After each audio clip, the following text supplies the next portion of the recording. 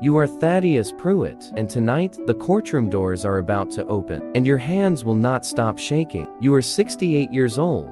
You have swept these very county floors for 41 years, and tonight, you are about to lose everything you have ever built. Unless 3 young women who once called you Pa walk through those doors in time. But before you understand why you are standing here, you have to go back to the night it all began, 39 years ago, when you were just 29, alone, and mopping the floors of St. Agnes Memorial Hospital on the graveyard shift, because no one else wanted the hours and you needed every dollar you could get. You remember the cold October wind slipping through the loading dock door that night, and the sound that stopped you cold.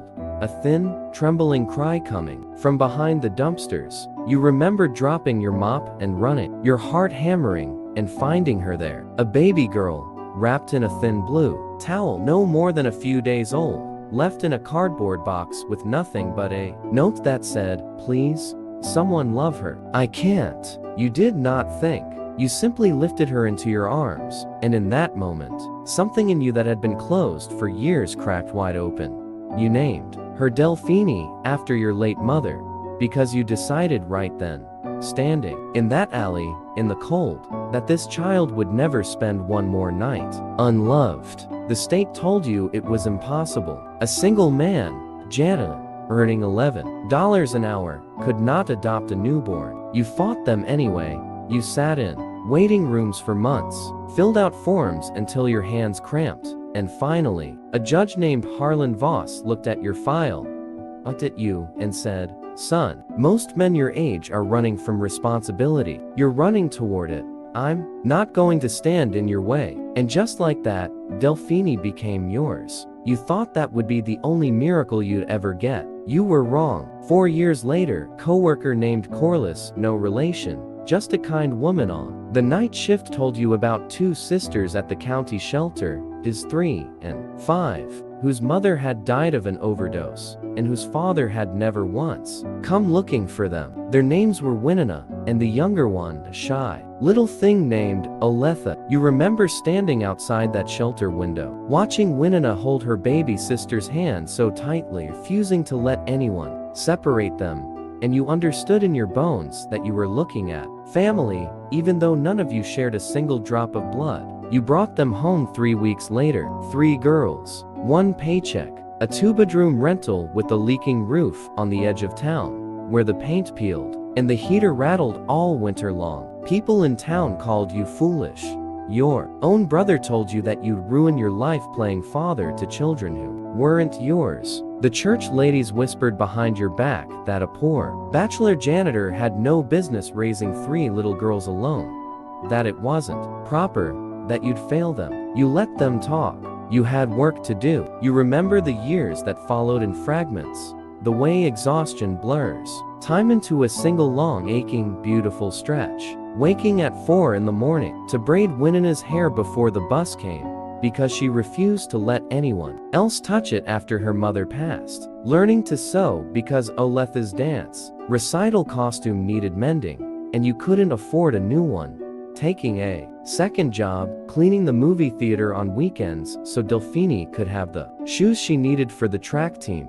The same shoes you noticed her staring at in a shop window for 3 weeks straight, never once asking for them, because she'd already learned not to ask you for things you didn't have. You remember the Christmas when you had $11 to your name, and how you spent it all on 3 second-hand dolls you scrubbed clean and repainted by candlelight until 2 in the morning, and how the girls never knew, not for years, that Santa Claus that year was a man asleep on the couch with paint under his fingernails. You remember the fevers you sat up through, the school plays you never missed, even when your body was screaming with exhaustion, the report cards you taped to the refrigerator like they were made of gold. You remember Winona, at 14, screaming that she hated you, that you weren't her real father, and you remember not raising your voice back, just sitting with her on the porch, steps until 2 in the morning, until she finally leaned her head on your shoulder and whispered,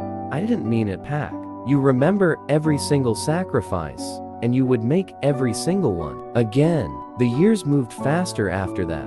the way years do once you stop counting them and start simply living them. Delphine graduated high school first in her class and left for college on a scholarship you cried over in the school parking lot alone, so no one would see a grown man weeping with pride. Winona followed 2 years later, headed for law school, driven, she told you once, by watching you fight the system for years just to keep a family together that the world said shouldn't exist. And Oletha, gentle Oletha, went into nursing because she said she wanted to be the person who found babies in cold hallways and made sure they were never, ever alone. You stayed behind in the little house with the leaking roof, still mopping floors, still working the same job you'd worked for decades, watching your daughters build lives you had only ever dreamed of for them. You told yourself that was enough, that watching them fly was the whole point. You did not know that 20 years after that October night in the hospital alley, you would need them to come back for you. It started small, the way these things always do. A new hospital administrator named Corwin Ashby took over the county facility where you still worked, cutting costs, tightening budgets, looking for the easiest people to remove. You were 67 years old, the longest serving employee on staff, earning a pension that made you a liability on his spreadsheet. When an expensive piece of medical equipment went missing from a storage closet you had access to, you were the first name on his list, even though you had never taken a single thing that wasn't yours in 41 years of service. They suspended you without pay. They filed a report, and within weeks, what should have been a quiet misunderstanding turned into a criminal accusation. Theft of hospital property, a felony charge that could end with an old man in prison and a stolen pension, all because it was easier to blame the janitor than to look for the truth. You remember sitting alone in that little house, now silent, since the girls had grown and gone, staring at a letter demanding you appear in county court and feeling something you had never let yourself feel in front of those 3 girls. All those years, complete hollow despair. You had no money for a real lawyer. You had no family with influence. You had nothing but 4 decades of honest work and a reputation that was now being shredded in whispers all over town. You almost didn't call them pride, maybe, or the old fear that you'd already asked too much of the world by raising 3 daughters that weren't yours. But Corliss, your old coworker, the one who'd told you about Winona and Oletha all those years ago, picked up the phone herself and called Delphine without telling you. You did not know that, on a Tuesday afternoon, 3 weeks before your court date, all 3 of your daughters received the same phone call within the same hour, and all 3 of them, without speaking to one another, first cleared their calendars, canceled their obligations, and started driving home. The night before the trial, you sat at your kitchen table, certain you would face that courtroom alone, the way you had faced so many hard nights alone before. And then you heard tires on the gravel driveway, and then the door opened, without a knock, the way it always had when they were children. And there they were, Delphine, 39 now, hospital administrator herself, who had spent her whole career fighting for patients the system tried to overlook. Winona, 37, a sharp, formidable attorney who had never lost a case she truly believed in. And Oletha, 35, a nurse who had spent the drive home on the phone tracking down every piece of maintenance paperwork and security footage the hospital had tried to quietly bury. You remember standing in that kitchen, this broken down old janitor, and watching your 3 daughters walk toward you. And you remember Winona taking your trembling hands in hers and saying words you will hear for the rest of your life. You spent 20 years making sure we were never alone in a fight. Did you really think we'd let you face this one by yourself?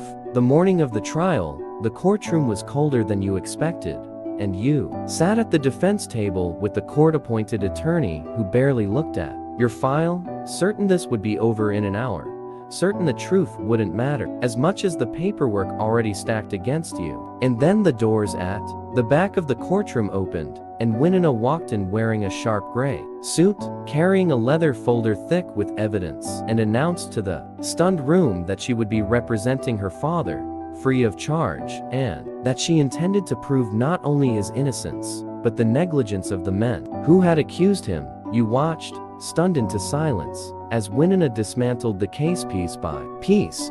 She produced security footage Oletha had spent 3 sleepless nights tracking down, footage that showed the missing equipment had actually been removed by a maintenance contractor 2 full days before you had even entered that storage closet. She called Delphine to the stand, who testified as a hospital administrator herself to the impossible workload the new administrator had placed on aging staff, workers he'd been actively trying to push out for months to cut pension costs, you being the easiest and most vulnerable target of all. And then, in a moment, you will carry with you until your last breath. Winona asked the court's permission to speak not as an attorney, but as a daughter. She told the courtroom about a night 39 years ago when a poor, exhausted hospital janitor heard a baby crying behind a dumpster and refused to walk away. She told them about a man who worked 2 and 3 jobs at once, so 3 girls with no blood relation to him